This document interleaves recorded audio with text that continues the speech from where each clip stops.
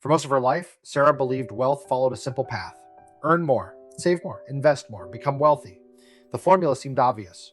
How could someone build wealth without first having money? Like most people, Sarah assumed wealth came later, after the raise, after financial stability, after life finally settled down, after there was enough. That word appeared everywhere. Enough income, enough savings, enough security, enough certainty. Only then people told themselves would wealth begin. For years, Sarah accepted that idea without question, until she noticed something strange. The people who eventually built wealth didn't always start with more money, and the people who earned more money didn't always build wealth. That contradiction stayed with her, because it challenged something she had always believed. If wealth begins with money, why do some people start building it long before they have much money at all? And why do others keep waiting, even after their income increases? The more Sarah observed, the more she noticed a pattern. Many people treated wealth as a future event, something that would begin later when income increased, later when life became easier, later when conditions felt right, but later has a way of moving. A raise arrives, then new expenses arrive, income grows, then expectations grow. Life improves, then life expands, and the starting line moves again. Sarah saw this everywhere. People weren't waiting because they lacked opportunity. Many were waiting because they believed wealth begins after something else happens first. After more income, after more certainty, after more stability. Yet the people who eventually built freedom seemed to operate differently. They didn't see wealth as something that starts later. They saw it as something that starts now. That distinction fascinated Sarah, because it suggested something she had never seriously considered. What if wealth doesn't begin with money? What if it begins with a decision? A decision made long before the first investment, long before the first asset, long before visible wealth appears. And if that were true, then the most important wealth decision isn't made when people have a lot of money. It's made when they don't. That realization changed everything. Because for the first time, Sarah could see that wealth might not be a destination at all. It might be a direction. And direction is available long before results appear, which meant the first wealth decision was already happening every single day, whether people noticed it or not. The idea wouldn't leave Sarah alone. If wealth doesn't begin with money, then where does it begin? For weeks, she kept returning to the same question. What separates the people who eventually build freedom from those who spend their life chasing it? At first, the answer seemed complicated. Investments, business opportunities, financial knowledge, the kinds of answers people usually expect. But the more Sarah observed, the simpler the answer appeared. The difference often began long before any investment, long before any asset, long before visible wealth. It began with a decision hidden inside every dollar. Most people never notice it, because when money arrives, attention immediately moves elsewhere. What should I buy? What should I pay? What do I need? What do I want? Reasonable questions, necessary questions. But beneath all of them sits another question, a quieter one, a more important one. What role will this dollar play in my future? That was the moment Sarah began seeing money differently, not as spending power, but as direction. Because every dollar can move in one of two directions, toward consumption, or toward capacity, toward maintaining today, or expanding tomorrow, toward immediate comfort, or future freedom. Neither choice feels important in the moment. That is exactly why it matters. The decision is small. The consequences are not, because financial lives are not built through single decisions. They are built through repeated decisions, again and again and again. That was the pattern Sarah had been missing. Wealth rarely appears suddenly. It emerges from thousands of invisible choices. Most people assume wealth begins when someone finds the right opportunity. Sarah was beginning to see something different. Opportunity matters, but direction matters first, because opportunity can accelerate a direction. It cannot create one. That realization changed everything. For years, Sarah believed the most important question was, how much money do I have? Now she was asking, what is my money becoming? The difference was subtle, but profound, because money that is consumed disappears. Money that creates capacity expands what becomes possible later. More options, more flexibility, more ownership, more freedom. And once Sarah saw that distinction, she began noticing it everywhere. Every paycheck, every purchase, every financial decision. Each one quietly answering the same question. Am I building a larger lifestyle or a larger future? That was the hidden decision. The decision most people never realize they're making. Not once, but every day. And perhaps that is why wealth often looks mysterious from the outside. People see the outcome. What they don't see are the thousands of small decisions that created it, decision by decision, dollar by dollar, year by year. For the first time, Sarah understood something important. Wealth wasn't a destination, it was a pattern. A pattern available long before wealth becomes visible. And once she saw that, she finally understood why the first wealth decision changes everything. Because it was never about the dollar itself. It was about the direction the dollar represented. The realization stayed with Sarah, because one question kept returning. If every dollar carries a decision, why do some people begin building wealth long before they actually have wealth? At first, that seemed impossible. After all, wealth appears visible. Assets, investments, ownership, the things people can see, the things people measure, the things people point to when they say, that person is wealthy.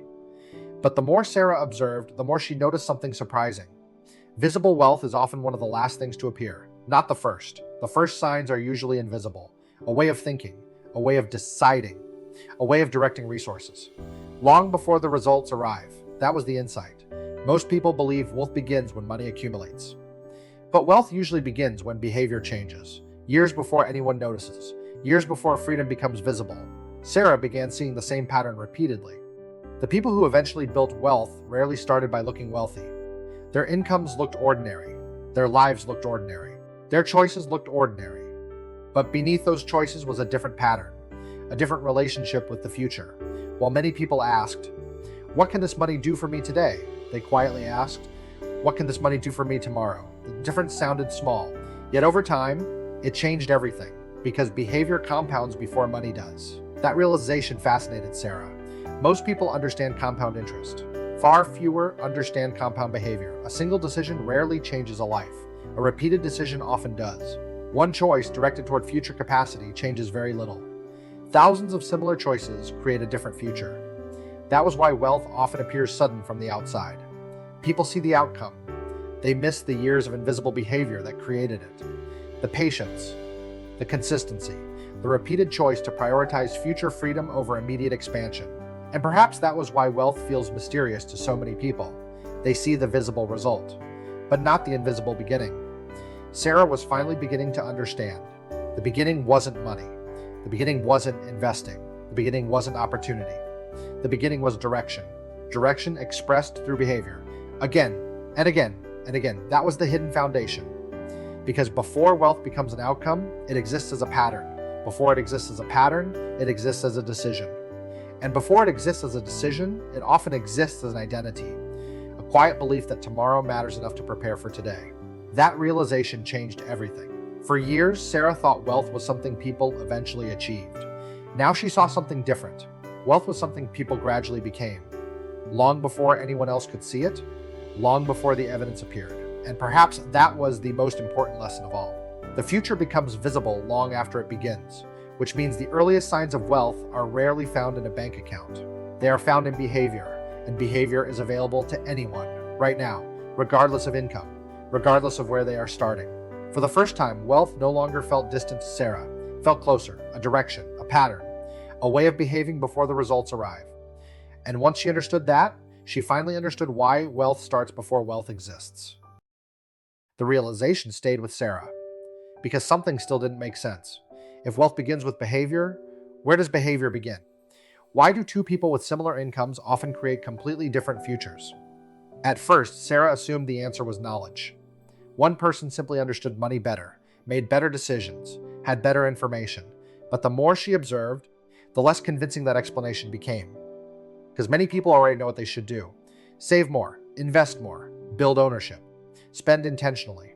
Yet, knowledge alone rarely changes behavior. That was the mystery. People don't consistently act according to what they know. They act according to who they believe they are. That realization changed everything. Because suddenly Sarah could see that every financial decision happens on two levels. The visible level, money, and the invisible level, identity. The story a person carries about who they are becoming. Most people never notice that story, yet it quietly shapes thousands of decisions. And again, Sarah began noticing two identities appear repeatedly, the consumer and the builder. The consumer isn't reckless, the consumer is focused on today. Resources arrive, resources are used, the goal is improving the present. Nothing seems wrong with those decisions. That is why the pattern is so difficult to see. Then Sarah noticed something different. Some people approached money from another direction. When resources arrived, part of their attention immediately moved toward the future. Not because they had more money, because they had a different relationship with money. They didn't only ask, what can this money do for me today? They also asked, what can this money become tomorrow? That single shift changed everything. Because the moment money becomes a future resource, instead of only a present resource, behavior begins changing. And when behavior changes repeatedly, identity changes too. That was the hidden sequence. Identity creates behavior. Behavior creates patterns. Patterns create outcomes. Most people focus on the outcome. Sarah was finally seeing the beginning. The beginning wasn't money. The beginning wasn't opportunity. The beginning was identity. A quiet decision about who you are becoming. That was why the first wealth decision changes everything. Because it isn't really a financial decision. It's an identity decision. The moment someone stops seeing themselves as a consumer of income and starts seeing themselves as a builder of freedom, nothing dramatic happens immediately. The paycheck looks the same. Life looks the same. The results haven't arrived yet. But the direction has changed, and direction changes everything, given enough time. Sarah finally understood why wealth often looks invisible in the beginning. The behavior appears first. The results arrive later. And by the time most people notice the outcome, the foundation has already been built. And perhaps that was the most powerful lesson of all. The first wealth decision isn't about what you do with money. It's about who you become. The realization stayed with Sarah, because after everything she had discovered, one question remained. If wealth begins with a decision and grows through behavior, what is wealth actually for? For years, the answer seemed obvious. More money, more assets, a larger account balance. That was how Sarah had always imagined wealth. As a number, a destination, a finish line somewhere in the future. But the deeper she looked, the less convincing that answer became. Because she had met people with significant wealth who still didn't feel free. Still stressed, still trapped, still running. And she had met others with far less who seemed remarkably free. That contradiction fascinated her. Because it suggested something important. Perhaps money and wealth were connected, but not identical. That was the insight. Money is a resource. Wealth is what that resource creates. And suddenly, everything she had learned began fitting together. The paycheck, the system, the invisible bill, the repeated decisions, the identity shift. None of them were really about money. They were about freedom. The freedom to choose, the freedom to wait, the freedom to change direction, the freedom to spend time where it matters most. That was the realization that changed everything. For years, Sarah measured wealth through accumulation. Now she measured it through capability. Not, how much do I own? But what does my ownership allow me to do? The difference was profound. Because wealth is valuable not because it exists, but because it creates options. Options create flexibility. Flexibility creates resilience. Resilience creates freedom. That was the hidden sequence. And for the first time, Sarah understood why the first wealth decision matters so much. Because it was never creating money. It was creating options. Every dollar directed toward future capacity quietly expanded future choices. Not immediately, gradually. Almost invisibly, until one day the difference became impossible to ignore. More flexibility, more ownership, more freedom. And perhaps that was why so many people misunderstand wealth. They focus on the visible outcome, the money, the assets, the lifestyle. But the true value of wealth exists beneath all of them, in the ability to direct your future. That realization changed the way Sarah saw money forever. Money was no longer the destination. It was a tool that could be consumed or directed.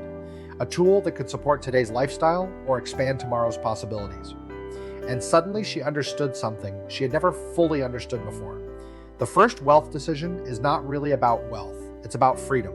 The freedom being built before anyone can see it. The freedom hidden inside ordinary choices. The freedom growing through repeated decisions. That was the future Sarah wanted, not because it promised luxury. Not because it promised status, because it promised ownership of her own life. And once she saw wealth that way, she could never see it as just money again, because wealth was never the number. Wealth was the growing ability to choose. And every meaningful financial decision had been pointing toward that truth all along. For years, Sarah believed wealth began with money. Eventually, she discovered something different. Wealth begins with a decision. That was the hidden truth. Every dollar moves in a direction, toward today, or toward tomorrow. Sarah finally understood that the first wealth decision is not about money. It is about the future. Because wealth begins the moment money is given a purpose beyond the present. That was the lesson. Direction comes first. Results come later. If Sarah's journey changed the way you think about wealth, freedom, and the future, consider subscribing to Hidden Wealth Systems.